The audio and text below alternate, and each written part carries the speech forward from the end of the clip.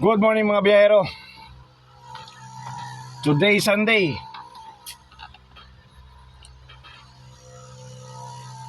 So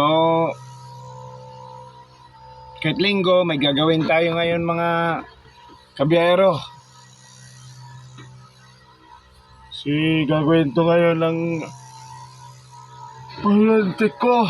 Kasi marunong mag-welding, mag-asitilin.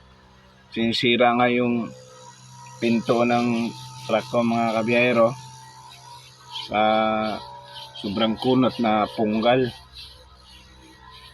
Bira lang kasi nabubuksan, yan na punggal, tapos kalawang na rin nakunat. Dahil doon kahapon yun yung nasira nga, yung siraan kami kahapon, kaya kailangang magawa namin ngayon kasi bukas may kuhan ako, magkarga daw ako bukas, preload, kaya kailangan magawa to ngayon kasi marami itong gagawin ngayon mga kabiyahero. So sa kabila pala maggawa kami, dadaling ko to yung truck sa kabila para magawa ng payanti ko. So update ko kayo mga kabiyahero mamaya. Bye bye. Hindi tayo nakapasok mga kabiyahero sa garahe namin kasi may naglilinis pa. Dumiretso mula ako dito sa unahan, bumili na rin para bumili ng tuyo. So tuyo, yun yung tuyuan, yung sarap. Masarap yung matuyo dyan mga kabiyahero. Mura na, masarap pa. Ayun o, kita nyo mga kabiyahero. Dito lang yan sa Roman Highway, Limay, Bataan. Yan, gabis na ako dyan bumili mga kabiyahero. Napakasarap yung tuyo. Ayun. Dami naghanap din doon sa harbor. Nung nagdala ako dyan mga kabiyahero, masarap daw, hindi masyadong maalat. So ito pala yung Roman Highway mga kabiyahero.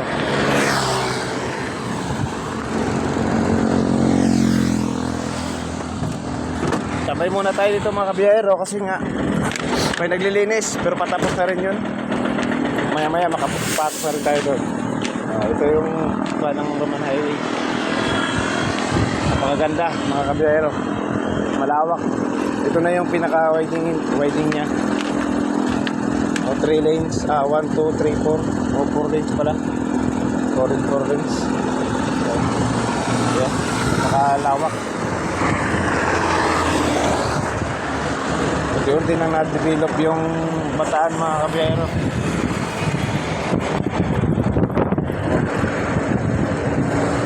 Dahil linggo ngayon mga kabiyahero, wala masyadong mga truck.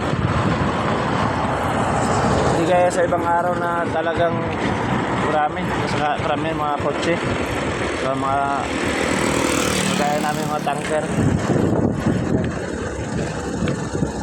Tuyuan nila ate. Yan yung matuyuan ng mga kabiyahero. Pag isang balot. Si nanay yan nagkana. Bibilid si nanay.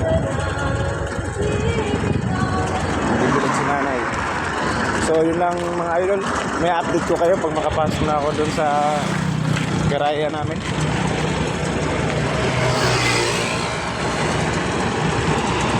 Dito na tayo mga kabiyahero dito sa namin, isang garahe. Dito kami gagawa, medyo masikip, hindi nakapasok yung bangko, yung truck ko sa dulo kasi nga masikip. So yun, sobrang sikip po, hindi nakapasok dito mga kabiyahero kasi may isang truck din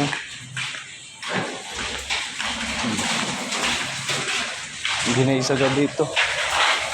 Ako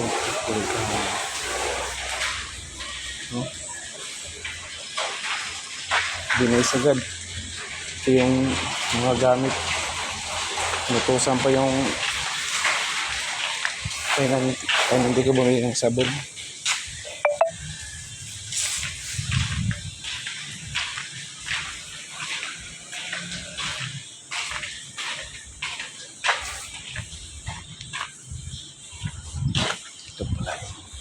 Hindi.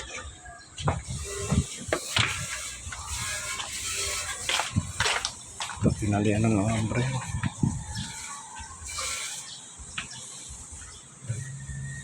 Punggal. Tsaka, yun. Yan. Nanapan na lang yung paraan para din lang pumutok yung hose. Yung nga yung pabutso. Kaya yung buga ng init, tumatama dito sa may tangke. Yan yung gagawin ng penalty ko ngayon. So, yun lang mga idol. Salamat. God bless.